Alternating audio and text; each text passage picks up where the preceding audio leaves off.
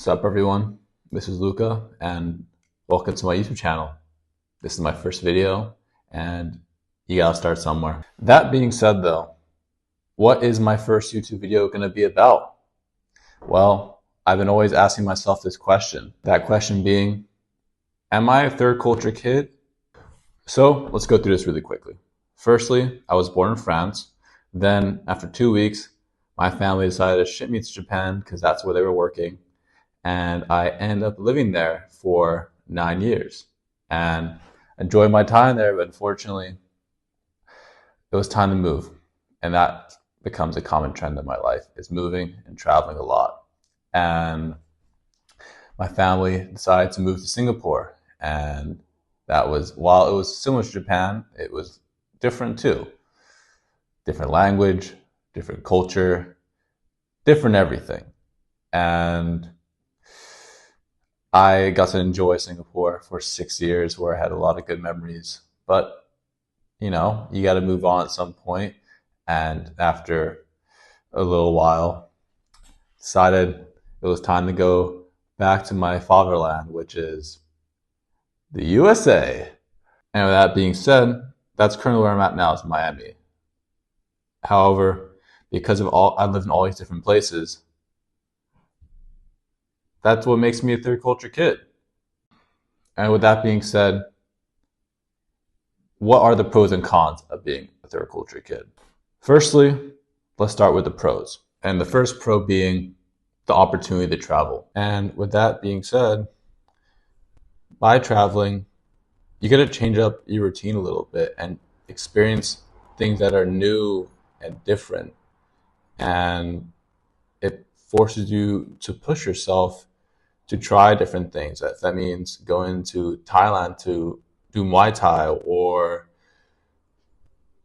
going to Spain to do tango, stuff you can't really do as much at home, or not to the same caliber as you can do in those other places.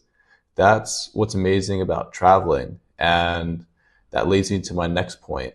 My second one being the opportunity to learn.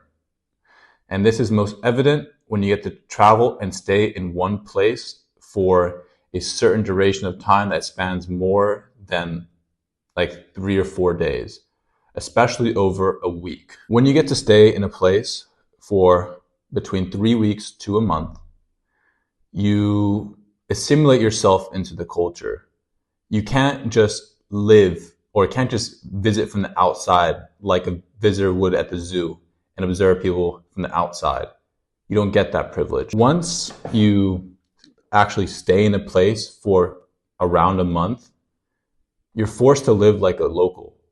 You look at everything like a local. Like when you come in, you look at the prices, you think, oh, they're so cheap, or oh, they're so expensive. But then eventually, as you settle into a new mode of living, your expectations, they change. You start to look at things, oh, that's now expensive, or oh, that's a bargain, from local prices, not from foreigner prices. Or not even that, to be honest. It's mainly the fact that you have to start speaking the language a little bit. That means just saying hello, goodbye, thank you. Just saying that in the local language goes a long way, because it shows you're actually trying to embrace the culture rather than just observe it from a distance.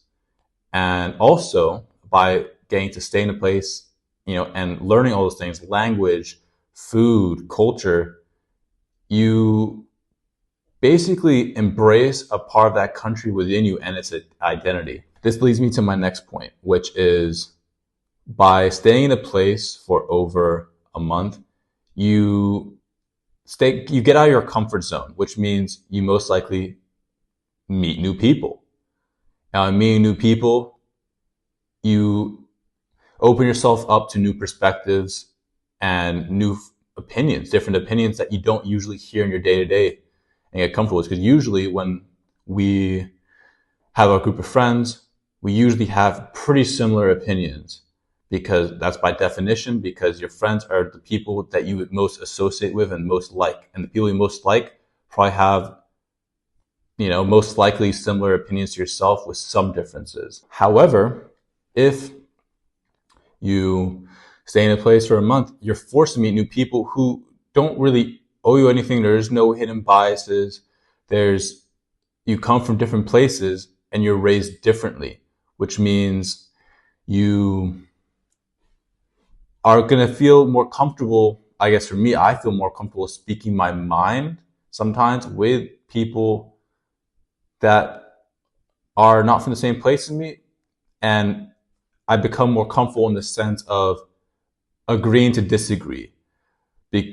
Because like when I hear someone's perspective from, I don't know, like South Africa or Japan, and then I'm like French American, I know we're going to have different sets of opinions. We were born and raised in completely different circumstances, completely different countries, and that in turn shapes our experiences and our opinions.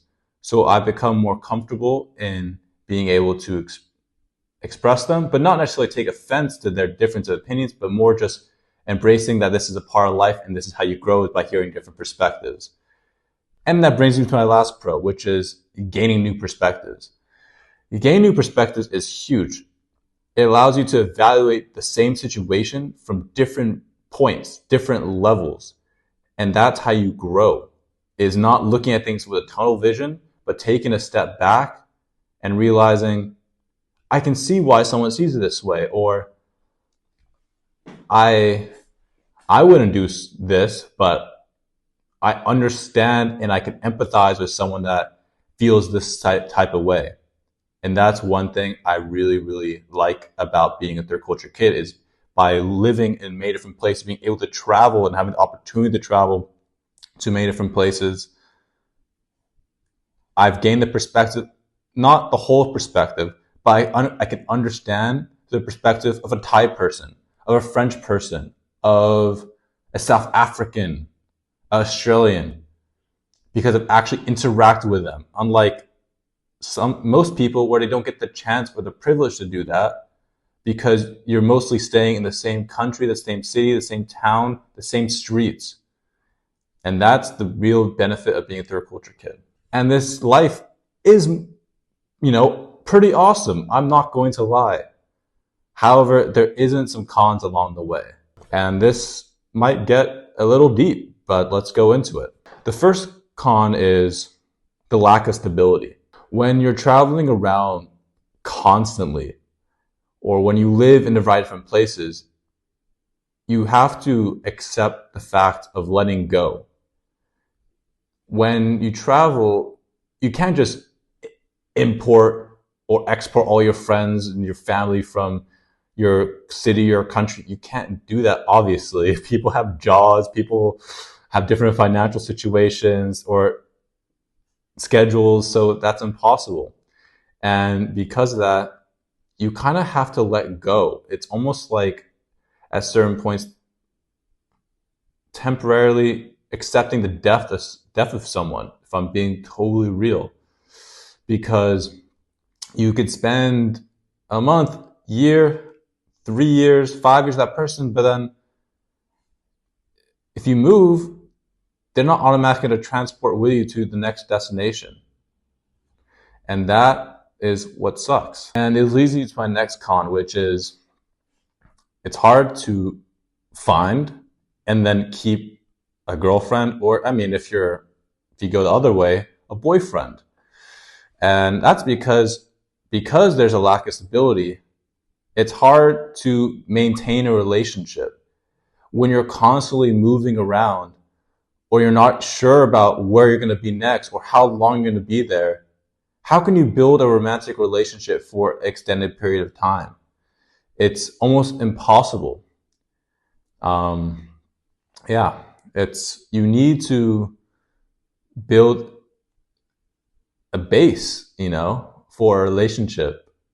And long distance is tough because you don't get that physical touch of that person, which is super important for a relationship, especially when you're younger. And that hurts.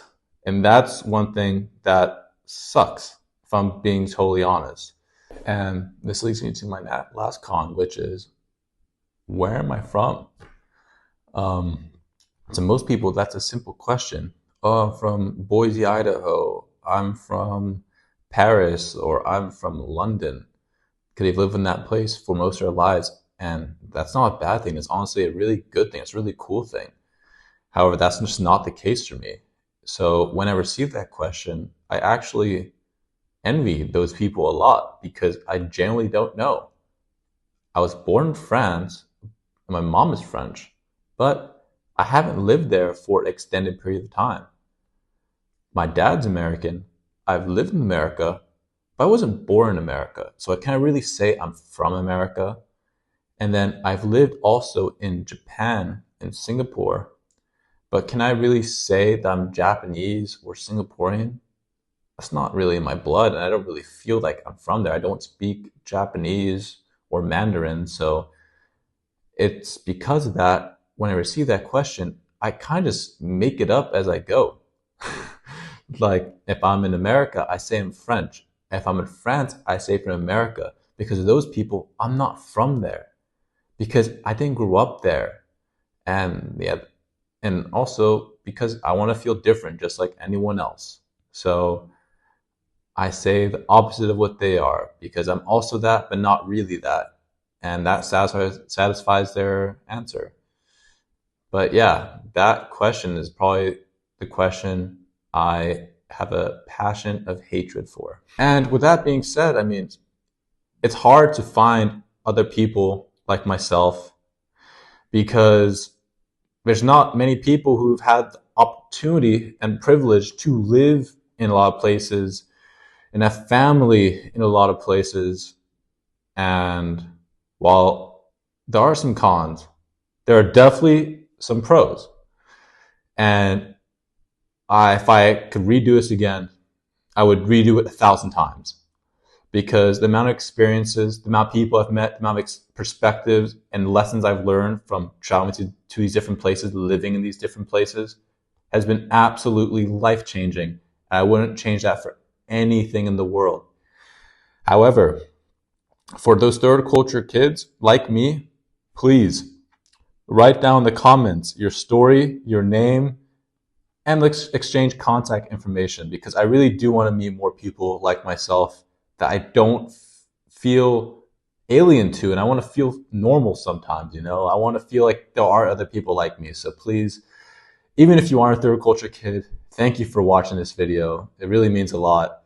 And I hope you see you in the next one, because I'm definitely going to do a second video.